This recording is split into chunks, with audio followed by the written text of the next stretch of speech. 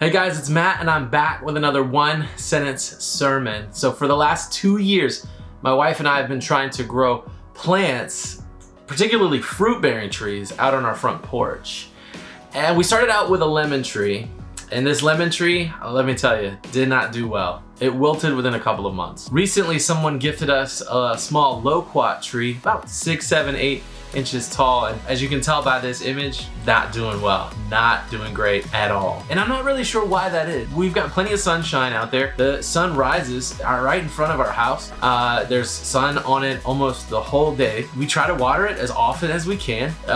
We're also doing things to just try to generally take care of it. We purchased the right kind of soil, we think, and I even have like plant food for it, that sort of thing. And it's just not worked out there. We've had a couple of older ones that we bought, a little more mature fruit trees, and they've done okay out there. But it seems like something just seems to get to these really young trees out in the front. They wilt when the heat gets really strong. I think that's true about our faith sometimes. I think sometimes the pressure comes with our faith, and when that happens, our faith begins to die down. Let me share some verses with you from the book of 1 John.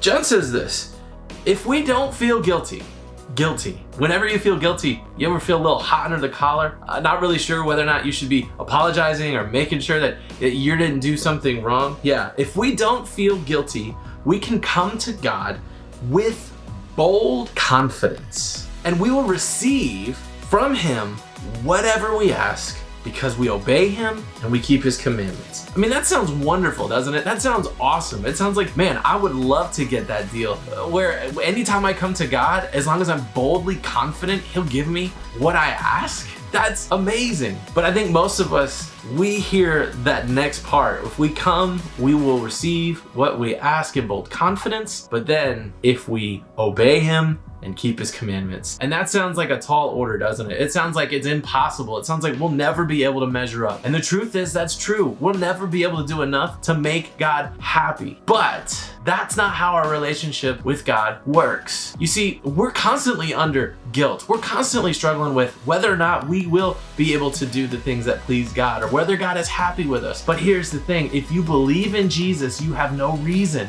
to doubt whether or not God is pleased with you. Listen up at this. John says this in verse 23. This is His commandment. So this is the thing you've got to do. This is the thing we have to get down. We must believe in the name of His Son, Jesus Christ, and love one another, just as He commanded us. You see, Jesus came and He preached the gospel, the good news that the kingdom of God was here. And in that kingdom of God, Jesus, one time, He was asked by the religious leaders, by the people who were teaching people what they should do and how they should live their lives. What's the most important commandment? And Jesus responded and said, love the Lord your God with all your heart, soul, mind, and strength, and love your neighbor as yourself.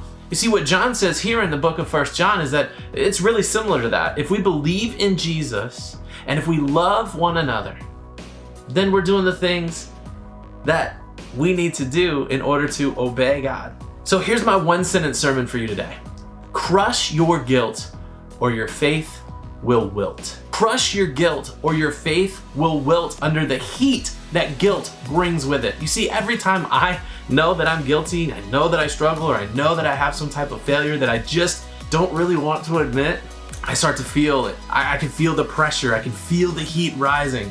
And I think this is what happened with my plants on my front porch. You see, the sun bears down and beats down on my house, and one of the things that I've recently realized is that I can actually feel the heat coming off the vinyl siding on my house. And my 2 young plants are there near my house. They're not right next to it, but they're really close, and they're in that heat all day long, because guess what? In the South where I live, it's hot a lot.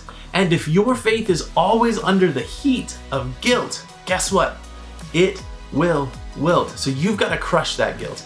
You've got to trust and have confidence, that bold confidence that Jesus and your faith in Him has given you what you need to know that you are loved and God is pleased with you. When we love God and love one another, we can crush our guilt.